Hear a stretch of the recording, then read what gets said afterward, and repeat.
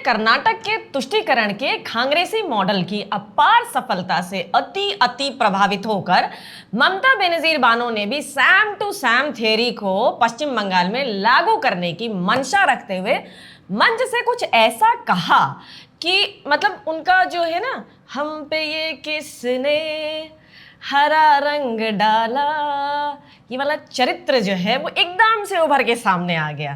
तो चलिए पहले यादों की बारात निकालते हुए चलते हैं कर्नाटक के जो कांग्रेस का जो घोषणा पत्र था उसकी कुछ झलकियों से रउआ सबके अवगत कराए दें, ठीक बा।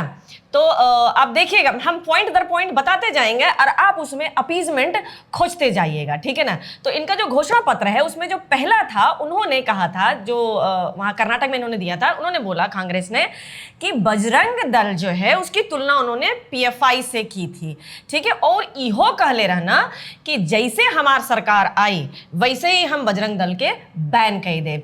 और ऐसा खुशी के लहर दौड़ल ना कि वोट पड़े लगल खटाखट खटाखट खटाखट, ठीक। ये आश्वासन रहल कि जैसे भी सत्ता में आई है तैसे बजरंग दल पे बैन लगाए दिए। दूसरा पॉइंट जौन रहल वो जौन भाजपा द्वारा उनके हिसाब से पाठ्य पुस्तकों में जौन छेड़छाड़ भइल बा ओका वह ठीक करिए। इनकर मतलब रहल कि फिर से लोगवा पढ़ी कि कैसे मुगल पीरियड जौन रहल, कैसे मुगल शासनकाल जौन रहल वो भारत के स्वर्णिम युग रहल, वगैरह वगैरह। आप तो जानते ही हैं जेएनयू द्वारा रचित इतिहास क्या है। तीसरा पॉइंट रहल, एमे से पॉइंट तो बहुत सारे रहल लेकिन अपीजमेंट वाला पॉइंट का रहल, ई हम छांट के लाए हैं आपके बदे। अल्पसंख्यक कल्याण बजट जौन है वो 10,000 करोड़। ये भाई ये तो तुम्हारा गुनाह है ना कि तुम काहे बहुसंख्यक है, ठीक। चौथा पॉइंट सुनिएगा, और जो अल्पसंख्यक आरक्षण बा 4% बहाल किया जाएगा, हिजाब वगैरह कोनो मसला नहीं है, आदि आदि, ये सारे कुछ पॉइंट थे। तो ये कुछ उमराव जान टाइप्स हरकतें की कांग्रेसियों ने और ताबड़तोड़ अल्पसंख्यक वोट लूटे कर्नाटक में। बस यही से प्रेरित होकर अपन बंगाल के जो सुल्ताना हैं वो यह तर्ज पे राग छिड़ले हैं। ऐसे तो यदि तुष्टीकरण के कोई अगर रंग रूप होत ना, कोई मतलब मानवीकरण अगर कैल जात तो एकदम सुल्ताना से इतर तो नईखे होत, ठीक है। खुदा है तुष्टीकरण के, बस थोड़ा ऐसा भी नहीं है कि इससे पहले ये कुल ना कैले हैं, लेकिन ये है कि अभी जो इन्होंने व्यक्तित्व दिया ना, मतलब जो स्टेटमेंट दिया उससे और वैल्यू एडिशन हुआ है इनके इस अवतार में, इस नए कांड में। तो बता दे वैभव सबको क्या बोली है ये, बता दीजिए चाची। जेल तो नहीं भेज देंगी ना? अरे नहीं चाची। सही है कह रहा है भाई तुम ना, ये थोड़ी ना तानाशाह है, वो तो मतलब कोई और है तानाशाह। ये तो बस खाली एक अभी मीम केहू निकल ले रहल, एआई जनरेटेड, ठीक। दीदी गुस्सा हो गई, नाराज हो गई एकदम, और कोलकाता पुलिस बकायदा जो है ट्वीट कैला कि रिवील और एल्स क्वेश्चन मार्क। लेकिन ये जेल में नहीं डालेंगे, कैसे कि जेल में तो खाली वो जय श्री राम कहे जो उद्घोष होला ओका जेल में डालेंगी, ठीक है ना। ये हमके ना डलिए भाई, अल्हम्दुलिल्लाह, नाराय तकबीर, अल्लाह अकबर, बैलेंस कर दिए ना। इतना ही आता है हमको भैया, इतना ही आता है बस।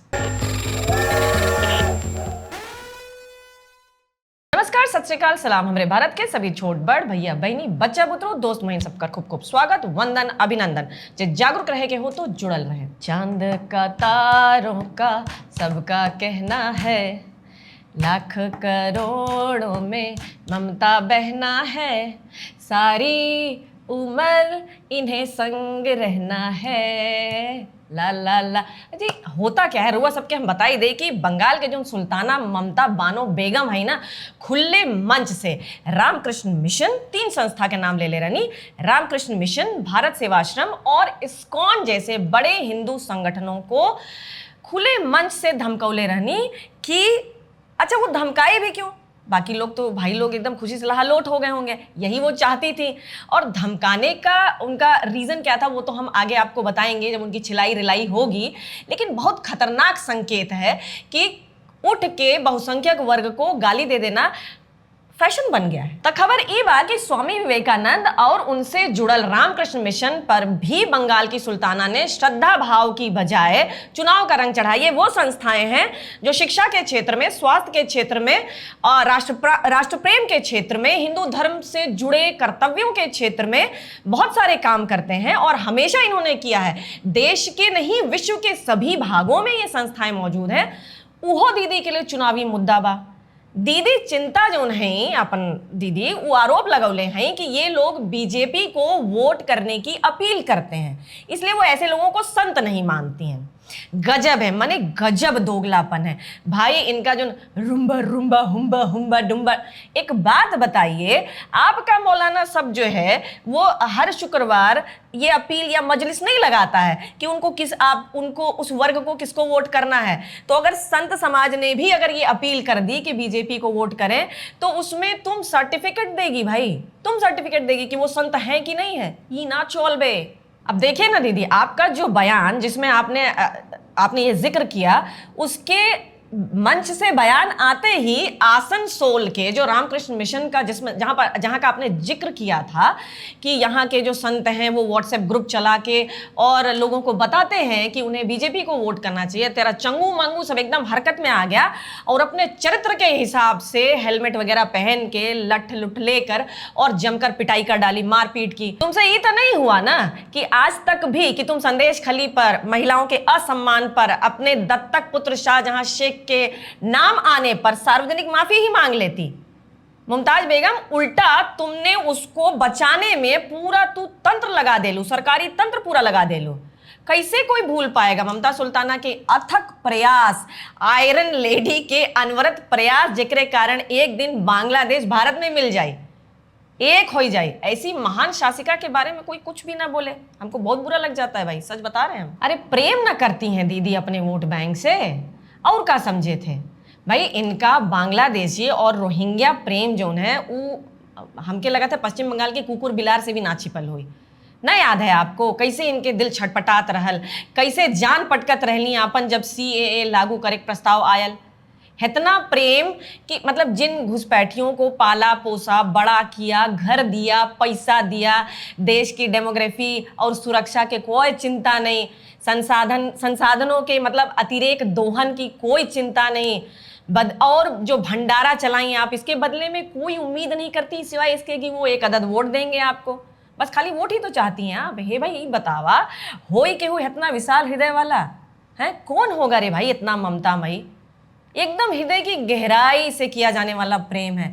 ऐसा किसी की सग्गी महतारी नहीं करेगी जैसी अपनी ममता दीदी करती हैं बांग्लादेशियों और रोहिंग्या से। खैर जाने दीजिए, क्या कीजिएगा, बस यह कही सकेला व्यक्ति कि अपन वोट जो है उस सोच समझ के करे रहुआ सब जितना भी चरण बचल बा।